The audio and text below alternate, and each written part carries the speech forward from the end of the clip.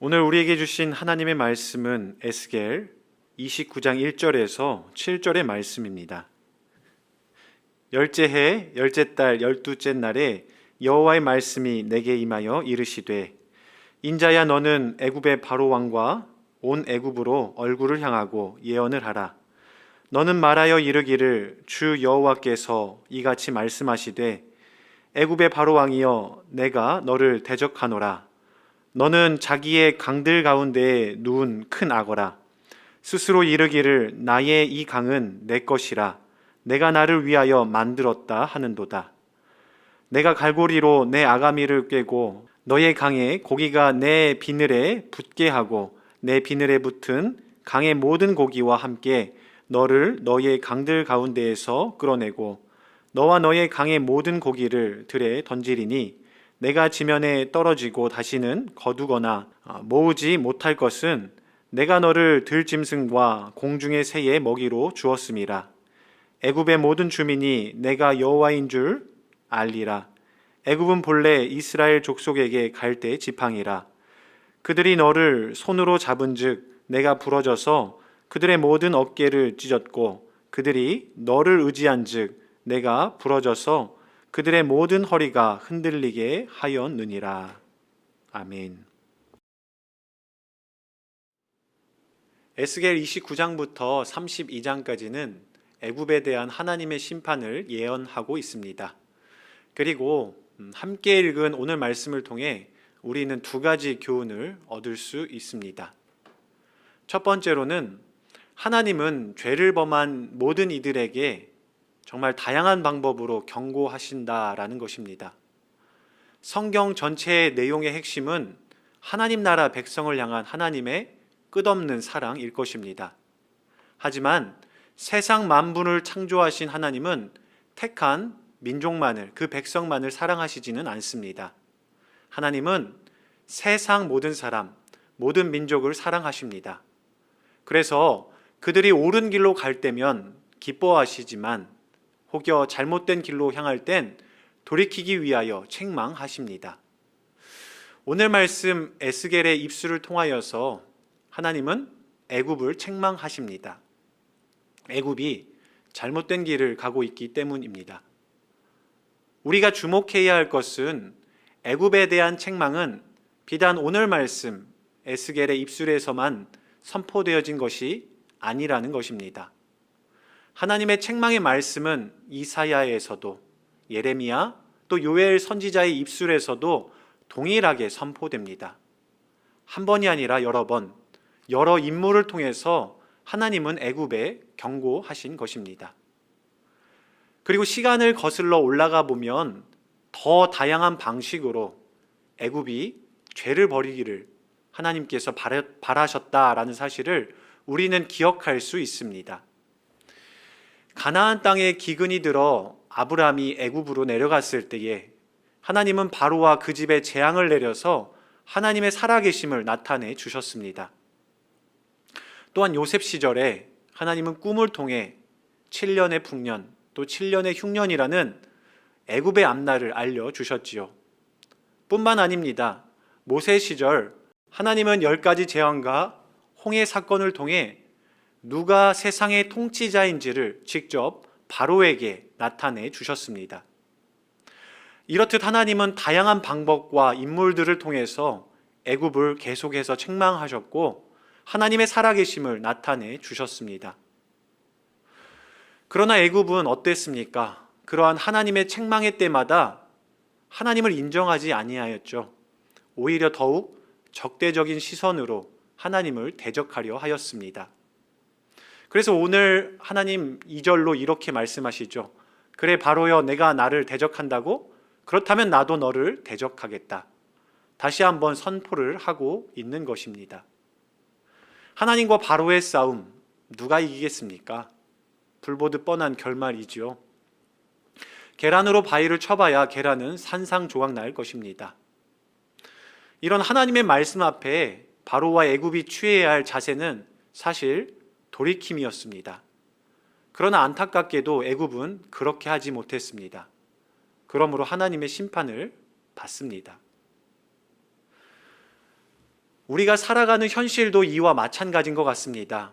하나님은 여전히 모든 사람, 모든 나라들에 하나님의 살아계심을 나타내주고 계십니다.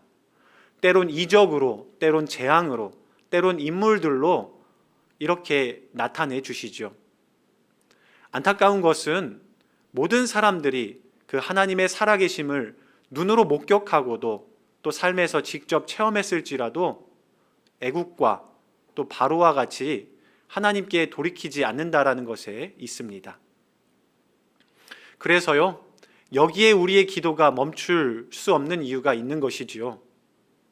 사랑하는 우리의 가족들이 또 우리가 전도하려고 하는 이웃들이 하나님의 살아계심을 눈으로 보고도 여전히 돌이키지 못하는 이들을 우리가 참으로 많이 만납니다. 물론 우리가 그분들이 회개하고 마음을 돌이키기 위해 여러 가지로 노력을 하고 있습니다. 그러나 그게 쉽지 않다라는 것이죠. 중요한 것은 우리가 여전히 하나님을 섬기지 않는 그 분들을 위하여 기도의 끈을 놓치지 않아야 한다라는 것입니다. 누군가는 계속해서 그 영혼을 위해, 그 나라를 위해서 계속해서 끊임없이 기도해야 한다라는 것이지요. 그래서요, 오늘 이 시간에는 기도하실 때에 이렇게 기도하셨으면 좋겠습니다. 하나님을 떠나 있는 그 나라와 그 사람을 불쌍히 여겨 주옵소서. 하나님께서 성경으로 하신 것처럼 다양한 방법으로 하나님의 살아계심을 나타내 주시옵소서. 그리하여서 그의 나라와 그 사람이 하나님의 살아계심을 눈으로 보고 마음으로 믿게 되는 놀라운 역사가 우리 가운데 있게 하여 주옵소서. 이렇게 기도하는 여러분 되기를 바랍니다. 두 번째로 오늘 말씀은 애굽의 나일강에 누운 악어와 갈대 지팡이로 애굽을 비유하면서 교만을 버려야 한다 말씀합니다. 악어는 물속에서 최상위 포식자입니다. 물속에서 악어의 눈치를 보지 않을 동물은 없을 것입니다. 그러나 무트로 올라온 악어는 신체 구조상 맹수들의 먹잇감에 불과하지요. 또 마찬가지입니다. 갈대로 엮은 지팡이는 거동할 때 혹은 짐승들을 쫓을 때 참 많은 도움이 됩니다. 그러나 그 역시 언제 부러질지 모르는 나약한 지팡이일 뿐이지요. 그렇게 물속 악어라 해서 혹은 지팡이라 해서 자신을 자랑하거나 교만해 할 필요는 없는 것이지요. 범사에 기한이 있고 천하만사가 다 때가 있나니 세상의 모든 이치는 이 전도자의 말씀처럼 다 때가 있는 것이고 다 기한이 있는 것입니다. 웃을 때가 있으면 울 때도 분명히 있지요. 춤출 때가 있으면 분명 슬퍼할 때도 있습니다. 그러니 좋을 때 교만할 필요가 없습니다. 또 반대로 그렇게 어려울 때 너무 우리가 힘들어하지 않아도 됩니다. 그렇다면 우린 무엇 해야 합니까? 다만 우리가 해야 할 일은 찬송가 579장의 가사에 그 어머니와 같아야 할 줄로 믿습니다. 내가 울 때는 기도드리고 내가 웃을 때 찬송 드리면 되는 것이죠. 세상의 잘됨과 나의 어려움에 눈물 흘리며 슬퍼하고 계시는 분 있습니까? 의지하려는 세상은 나를 외면하고 내가 혼자 있다고 생각 드시는 분 계십니까? 세상은 비록 나를 외면할지라도 우리를 지으시고 우리를 사랑하시는 하나님은 언제나 우리들을 바라보고 계시고 우리가 주님의 길을 걸어가기를 원하십니다. 오늘 이 새벽 언제나 나를 바라보시고 나에게 바른 길을 인도하시는 그 임마누엘의 하나님의 임재를 말씀을 통해서 누리시는 여러분 되기를 주님의 이름으로 축원합니다. 다 함께 기도하겠습니다. 우리의 생사화복을 주장하시는 창조주 하나님, 오늘 애굽을 책망하는 하나님을 통하여서 우리가 말씀을 다시 한번 마음속에 새깁니다. 하나님, 세상의 많은 사람들 그리고 나라들이 아직도 하나님의 살아계심을 눈으로 보고 또한 그 역사들을 체험할지라도 하나님께 회개하지 않는 이들을 바라봅니다. 주님, 오늘 이 시간 우리들이 그들을 위하여서 주님 성경의 인물들처럼 회개를 외치며 또한 기도로 간구하게 하여 주시옵소서. 그래서 저희의 간구를 통하여서 많은 이들이 다시 하나님 품에 돌아오는 놀라운 역사 있게 하여 주시옵소서.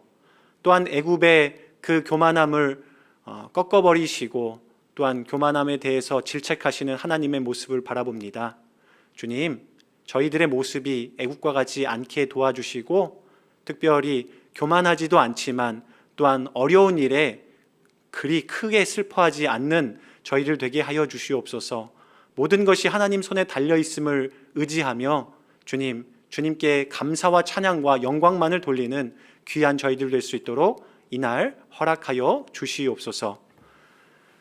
이제는 우리 주 예수 그리스도의 은혜와 하나님의 사랑과 성령님의 교통하심이 하나님의 말씀을 붙들며 또한 많은 세상 사람들에게 하나님의 살아있음을 고백하며 기도로 나아가는 우리 능곡교회 모든 성도들의 가정들 위해, 우리 능곡교회 위에 지금으로부터 영원토록 함께 하시기를 간절히 축원하옵나이다. 아멘.